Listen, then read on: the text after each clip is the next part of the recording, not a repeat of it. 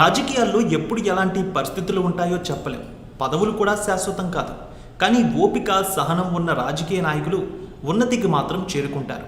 ఇది సత్యమనే చెప్పాలి. ఎందుకంటే ప్రత్యక్ష ఉదాహరణగా చాలామంది నాయకులు మనకు కనిపిస్తారు. ఏపీలో మంచి వాగ్దాటి కలిగిన నాయకుడిగా ఆయనకు ప్రత్యేక గుర్తింపు ఉంది. 10 మందిలో ఉన్న ఇట్టే ఆయన మాటతో గుర్తుపట్టవచ్చు. సెటైర్లు, కామెడీ, సబ్జెక్ట్ ఇలా అన్ని విషయాలు ఆయన కంటెంట్లో, ఆయన ఇచ్చే స్పీచ్లో ఉంటాయి. ఆయనే మంత్రి అంబటి రాంబాబు. ఆయనది సుదీర్ఘ రాజకీయ ప్రస్థానం. తండ్రి నుంచి రాజకీయాల్లో ఉన్న కుటుంబమే. మంచి వాగ్దాటి, విషయ పరిజ్ఞానం ఉన్న మంత్రి అంబటి రాంబాబు రియల్ స్టోరీ ఈరోజు చూద్దాం.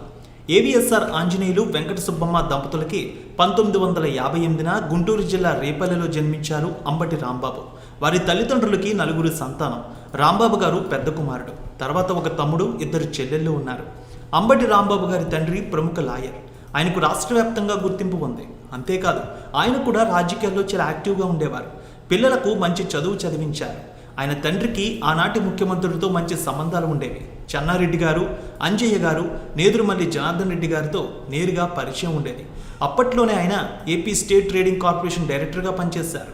ఏపీడీడీఎస్సీ, ఆంధ్రప్రదేశ్ డైరీ డెవలప్మెంట్ కార్పొరేషన్ డైరెక్టర్గా కూడా కొంతకాలం పనిచేశారు. అలాగే పీసీసీ సభ్యుడిగా కూడా కొనసాగారు. కాంగ్రెస్ ముఖ్య నేతలు ఎందరో అప్పట్లో ఆయన నివాసానికి కూడా వచ్చేవారు.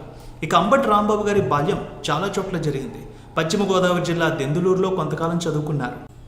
తర్వాత తాతగారి ఊరు బందరాయి చెరువు అనే గ్రామంలో చదువుకున్నారు. అవనగడ్డలో కూడా చదువుకున్నారు రాంబాబు. 10వ తరగతి పూర్తయిన తర్వాత రేపల్లెలో ఇంటర్ చదువుకున్నారు. ఆ తర్వాత ఇంజనీరింగ్ చేయించాలనుకున్నారు ఆయన తండ్రి.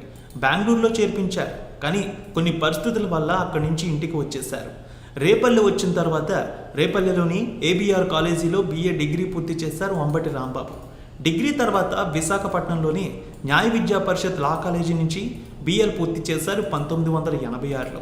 ఆ తర్వాత కొంతకాలం లాయర్గా పనిచేశారు. ఆయన 9వ తరగతిలో ఉన్నప్పుడే 1972లో జయాంధ్ర ఉద్యమం జరిగింది.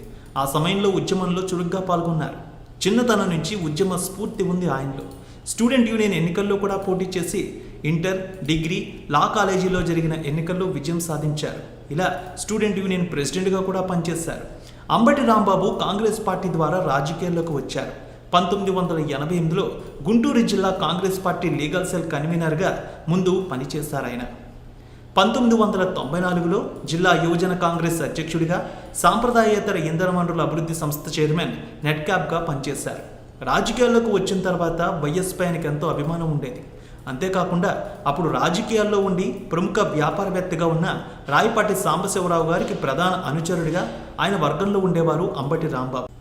1989 ఎన్నికల్లో రాయపాటి సూచనతో రేపల్లె అసెంబ్లీ టికెట్ అంబటి రాంబాబుకి ఇచ్చారు. 1989 ఎన్నికల్లో టీడీపీ అభ్యర్థి ముమ్మనేని వెంకట సుబ్బయ్యపై ఆయన గెలుపొందారు. ఇలా 31 ఏళ్లకే ఎమ్మెల్యే అయ్యారు అంబటి రాంబాబు. అసెంబ్లీలో బలంగా తన వాయిస్ వినిపించేవారు. అసెంబ్లీలో ఆయన స్పీచ్ ఇస్తే అలా వినేందుకు అందరూ ఆసక్తి చూపించేవారు. పబ్లిక్ అకౌంట్స్ కమిటీ PAC సభ్యుడిగా కూడా కొనసాగారు ఆయన. ఆ తర్వాత 1994 ఎన్నికల్లో మళ్ళీ అంబటి రాంబాబుకి రేపల్లె టికెట్ ఇచ్చారు. కానీ ఈసారి టీడీపీ అభ్యర్థి ముమ్మనేని వెంకట సుబ్బయ్య గెలుపొందారు ఎన్నికల్లో. పార్టీ తరపున చాలా యాక్టివ్గా పనిచేసేవారు అంబటి. 1999లో కూడా అంబటి రాంబాబు రేపల్లె నుంచి పోటీ చేశారు. ఈ ఎన్నికల్లో కూడా ముమ్మనేని వెంకట సుబ్బయ్య గెలుపొందారు.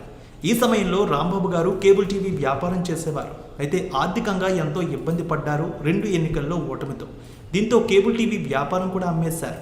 ఇక 2004 ఎన్నికల సమయంలో వైఎస్ రాజశేఖర రెడ్డి ఆయన పిలిపించి ఆయనకు టికెట్ ఇస్తానన్నారు. అయితే అంబటి రాంబాబు మాత్రం ఈ ఎన్నికల్లో తాను పోటీ చేయలేనని, గత 2 సార్లు ఓటమి పాలవడం, ఆర్థికంగా ఇబ్బందులతో ఆయన పోటీకి విముఖత చూపించారు.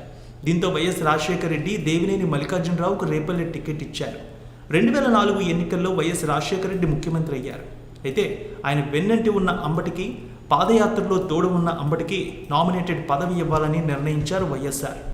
APIIC, ఆంధ్రప్రదేశ్ ఇండస్ట్రియల్ ఇన్ఫ్రాస్ట్రక్చర్ కార్పొరేషన్కి చైర్మన్ని చేశారు అంబటి రాంబాబుని ఆనాడు వైఎస్ రాజశేఖర రెడ్డి.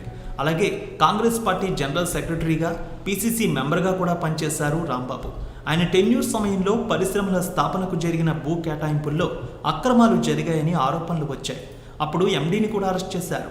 రాంబాబు గారిపై ఎంక్వైరీ జరిగింది. కానీ ఆ కేటాయింపుల్లో ఆయన పాత్ర లేదని తేలింది.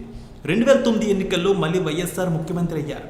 కొద్ది కాలానికి వైఎస్ఆర్ మరణంతో రాజకీయ అలజడి మొదలైంది. ఈ సమయంలో కాంగ్రెస్ పార్టీలో 2-3 వర్గాలుగా చీలిపోయారు.